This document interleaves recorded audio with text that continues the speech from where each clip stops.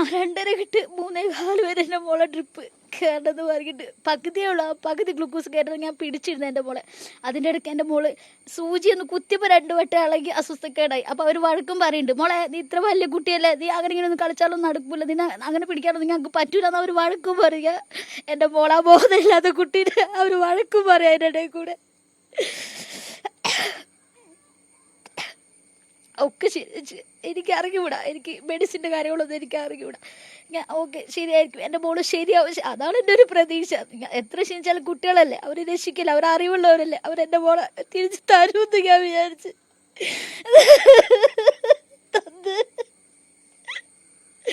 3 തന്നിട്ട് കയ്യിൽ കഴിയുകയാണ്.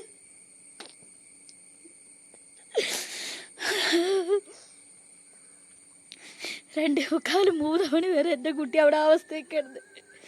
3 മണിക്ക് 3:15 വീണ്ടും 3:20 കഴിയുമ്പോൾ ഡോക്ടർ വീണ്ടും വന്നിട്ട് എന്നോട് പറയാ, നിങ്ങളൊരു കാര്യം ചെയ്യും, നിങ്ങൾക്ക് ഇതിപ്പോൾ ഇനി ഇങ്ങനെ കിടന്ന് ശരിയാവില്ല. അപ്പോഴത്തേ എൻ്റെ മോടെ വായിന്ന് നൊര വരുന്നത്, എൻ്റെ മോട് ശരീരമൊക്കെ തളർന്നോട്ട് നീല കളറായി, മുഖമൊക്കെ നീലിച്ച് കിടക്കുന്നത് അവിടെ. അപ്പോൾ ഡോക്ടർ വന്നിട്ട് പറയാം, കുഴപ്പമൊന്നുമില്ല, ഒരു പ്രശ്നമില്ല, നിങ്ങൾക്ക് ഇതാ പീഡിയാട്രീഷ്യൻ എഴുതിയിട്ടുണ്ട്, അല്ലെങ്കിൽ അടുത്ത കോളേജിൽ കൊണ്ടുപോയി കാണിച്ചോ, കുഴപ്പമില്ല, കുട്ടി ശരിയാവും, വലിയ ബുദ്ധിമുട്ടൊന്നും ഇല്ലാന്ന് പറയാം. 3:30-3:30 എന്നിട്ട് അവർ ആംബുലൻസ് വിളിക്കുന്നത്. അത്രയും നേരം അവിടെ കിടന്നു. അപ്പോഴത്തെ എൻ്റെ മോളെ അവസ്ഥ നിങ്ങൾ ചിന്തിക്കണം. വായിന്ന് നോരയും വന്ന് നീല കളർ, കുട്ടിയുടെ ശരീരം മൊത്തം ഉറക്കി കിടന്നിട്ട് എനിക്ക് പിടിക്കുമ്പോൾ തന്നെ അനുഭവപ്പെടുന്നുണ്ട്, കൈയും കാലൊക്കെ ഉറച്ച് ഒരു വല്ലാത്തൊരവസ്ഥ കുട്ടിയുടേത്. എനിക്ക് അറിഞ്ഞുകൂടാ അതെന്താന്നുള്ളത്, എനിക്ക് അറിഞ്ഞുകൂടാ, ഇപ്പോഴും എനിക്ക് അത് മനസ്സിലാവുന്നില്ല എന്താ കുട്ടിയുടെ ശരീരം അങ്ങനെ നിൽക്കണമെന്നുള്ളത്. അവർ പറഞ്ഞ അടിസ്ഥാനത്തിൽ 3:30 ഞാൻ വിളിച്ച് പറഞ്ഞ് ആംബുലൻസ് വരും എന്ന് പറഞ്ഞ് അവരൊരു ആംബുലൻസ് ഏർപ്പാടാക്കി തരാമെന്ന് പറഞ്ഞു കോളേജിലേക്ക്. 3:30 ഞാനുണ്ട് കൊണ്ടുപോയത് എൻ്റെ മോളെ അവിടുന്ന്. 3:30 വിളിച്ചിട്ട് ആംബുലൻസ് വന്ന് 3:45 4 മണി ആവാൻ നേരത്താണ് ആംബുലൻസ് എത്തിയത് അവിടേക്ക്.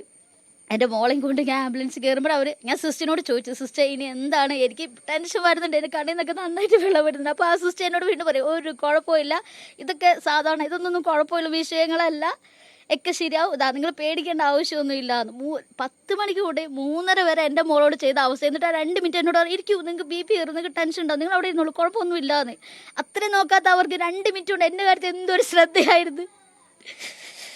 4 മണിയായപ്പോൾ ഇവിടുന്ന് കോളേജിലേക്ക് പോയിക്കോളാം, കോളേജിലെത്താൻ തുടങ്ങി. പകുതി അവിടെ ആംബുലൻസിലുണ്ടായ സിസ്റ്റർ എൻ്റെ അടുത്ത് പറഞ്ഞു, മോളെ ഇത് ഭയങ്കര അവസ്ഥ, കുറച്ച് കഷ്ടമാണ് മോളെ, പൾസുണ്ടോ നോക്കുക. എനിക്കാണെങ്കിൽ അത് അറിഞ്ഞൂല എങ്ങനെ പൾസ് നോക്കേണ്ടതെന്നൊക്കെ. ആ ചേച്ചി തന്ന ഒരു മെഷീനിൽ കൈവിരലിൽ വെച്ച് ഞാൻ നമ്പർ നോക്കിയപ്പോൾ എന്നോട് ഞാൻ നമ്പർ കാണുന്നുണ്ടോ ചോദിച്ചു. ഞാൻ ആ ശരിയാ നമ്പർ ഉണ്ട് എന്ന് പറയും.